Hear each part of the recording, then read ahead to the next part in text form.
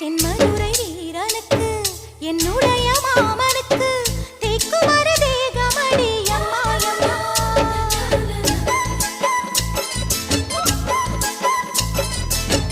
மாமன் பெற்ற பெண்ணுனக்கு மையெழுதும் கண் எதுக்கு என்னை வந்து கொல்லுதடி அம்மா அம்மா.